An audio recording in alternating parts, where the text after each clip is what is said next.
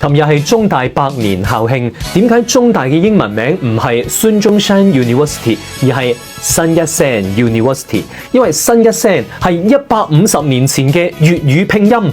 時間返到1882年，17歲嘅中山先生去香港讀書，一位美國牧師根據中山先生當時嘅中文名孫日新，用威妥瑪拼音幫佢起咗一個對應嘅英文名新一聲。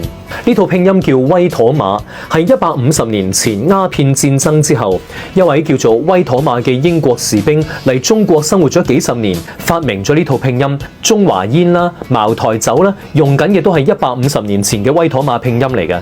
之後，中山先生喺國內活動，要同各省市嘅人去交流。當時全國都係講清朝官話，即係接近而家嘅普通話。中山先生就根據佢嘅英文名新一聲3個字嘅發音，譯出咗一個對應嘅官話普通話嘅名孫逸仙。你聽下，新一聲孫逸仙，從此孫日仙就開始廣泛使用啦。